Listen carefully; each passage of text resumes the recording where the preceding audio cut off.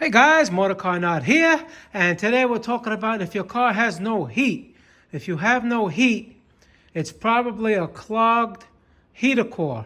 Hopefully it's not leaking that you would have to replace it, but I'm going to show you how to unclog a heater core and give you more heat, better heat. If you have no heat, it'll hopefully give you some heat. What happens is the rust, the sediments, or all the minerals and all that stuff that clogs from the not changing your coolant on time gives you those problems. And the first thing you notice is your heater core, your heat.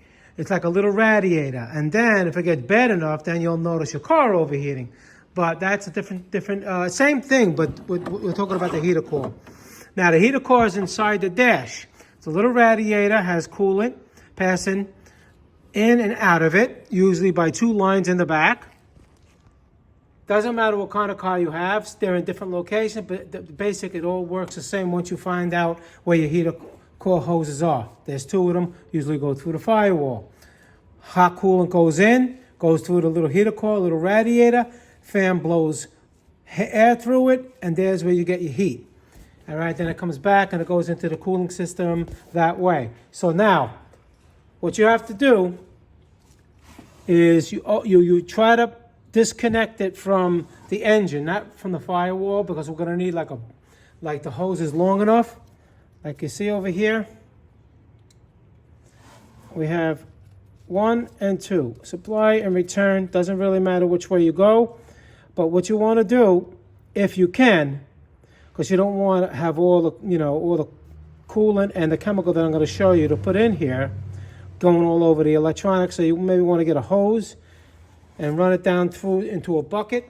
All right, and then what we're going to first do is lift both hoses off. I'm not going to do it again because it gets messy and I already did this. All right, is you're going to hold these hoses up somehow. All right, then you're going to get some kind of a rust remover like this, calcium lime rust remover. CLR. This is pretty good. I mean, I don't advertise no brands, but people like to, a lot of times they ask you, what did you use? What does it work? I use this, never used anything else. I use this every now and then, and it works. What you do is you just pour some in, about maybe like 4 ounces. You're supposed to mix it with water, but there's water in the heater core or whatever crud it is. Get yourself a funnel, all right? Put it in one of them. Hold the other one up just as high so it doesn't fall out. Put about 4 ounces in there. Wait about 2 minutes, maybe 5 minutes. All right? Then what you're going to do is get a bucket, hook one hose to one of the hoses, and the other hose to the bucket. All right? And then this hose, and you're going to do it both ways. All right? You get a hose like this, you put it in the hose, and maybe you could put a rag around it, and you squeeze it and watch all the crud come right out into the bucket, right? You do that for like about 2 minutes.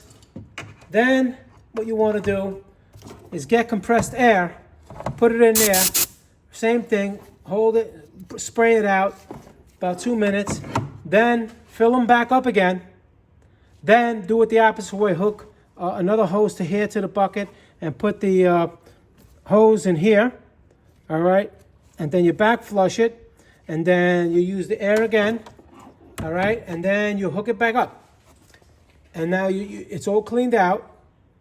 Hopefully it'll get some of that rust out. Now you can do it. I would do it twice. I would do it once one way, then the next one the opposite way, all right, and then you blow it out. First you do it with the clean water on both, then you blow it out, and then you hook them back up, fill the car back up with coolant, and wait until the air comes out, and you should have nice heat. All right, and that's a good way. I wouldn't run it through the radiator because I wouldn't do it that way. I would just do this for the heater core. You just don't want. I don't know. I never did it that way. I only use this for the heater core, and it seems to work good. And that's basically it. All right, so if you learned something, give me a like, hit the subscribe button. Any question pertaining to the video, leave them below. I answer all my questions. I'll see you guys in the next video. Thank you very much for watching.